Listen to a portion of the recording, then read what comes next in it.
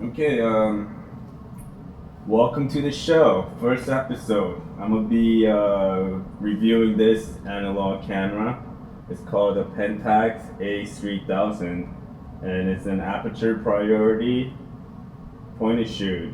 It's pretty fucking sick. Check it out, man. So first things first. Let me just explain what an Aperture priority camera means.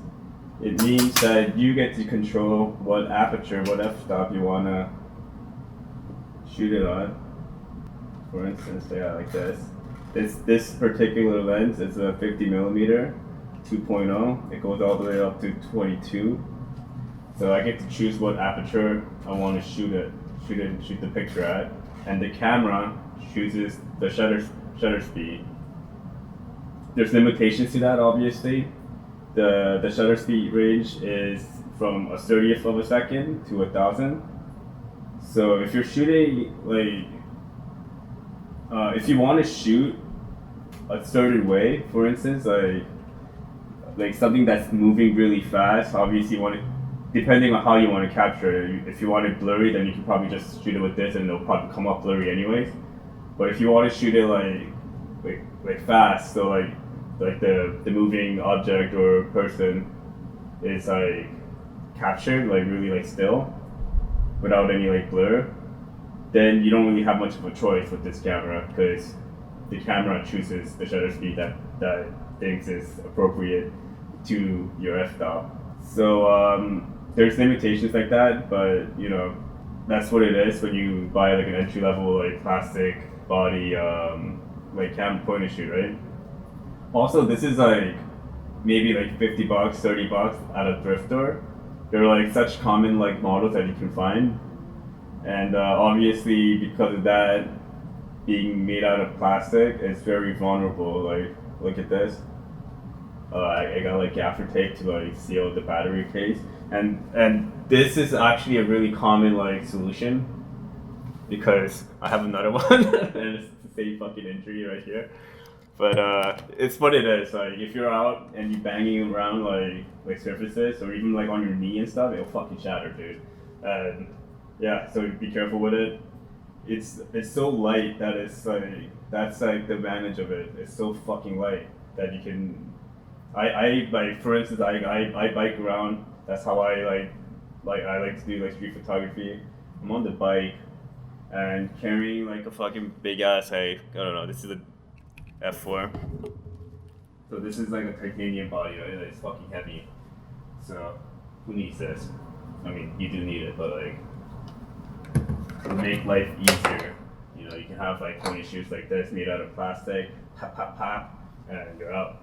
One disadvantage of this is that it picks the shutter speed that it thinks is right for the shot. And typically what it does is I find it to underexpose. Obviously it depends on the scenario. But in the shade it's fine, but against the light, for instance, it tries to balance the shutter to the light source. So with film, you kind of want to do the opposite of that, right? You want to expose for the shadows. Again, like depending on your style, but you know, at least with like full manual, you get the choice.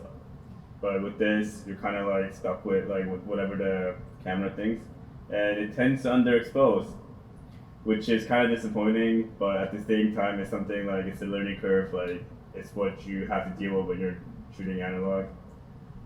There is a backlight. It's like there's a backlight mode right here, which brightens up your image.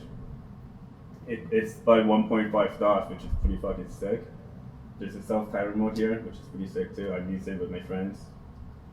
It's pretty fun. Back to the thing about underexposed pictures though. There is a little bit of a solution, which is to trick the camera by going a lower ISO compared to your film speed, and like tricking it into thinking it's darker, so it tries to be brighter, you know? So you can do that. This is a fucking great camera, man. Like, it's so fucking light. That's the main advantage. You know what I mean? Like, it's cheap and it's fucking accessible. Anyone can do it, and it's so fucking easy to use. Like, it's a great way to learn about like aperture and how an aperture works too. So it's great for beginners. Well, yeah. So there's like different like like little like modes here. Like the lock mode, I suggest you go with the lock mode for sure because the shutter is very sensitive. So when I'm biking around or even when I'm walking around, sometimes like I accidentally fucking hit the shutter and then like it just fucking like goes off, right? So that's always like keep it on lock. The battery check mode, cool. And then there's 60th of a second mode, and then there's the bulb mode, which is great for shooting at night, or depending on like your I don't know, whatever your fucking plan is, you can have it like just shooting on bulb or 60th of a second. But I think it's probably for flash and shooting at night, just to be able to like not have your camera like shaking too much by shooting at 30th of a second. That's my assumption, but it's also just like for if you want to attach a flash to it, which is great. You can attach a fucking flash. It's $50 camera. God dang. I mean, it's pretty basic. It's just fucking basic camera. It's fucking sick. It's made in Japan. The lens is fucking great for these. It's not the sharpest. But fuck, man, it's so good. At the same time, it's so fucking good. So cool, bro. Yeah, that's it. It's Pentax A3000. Like, why not spend $50 and get to know the camera? And if it breaks on you, just fucking put a gaffer tape. Fucking lasts forever. Yeah, thanks for watching. Subscribe, baby.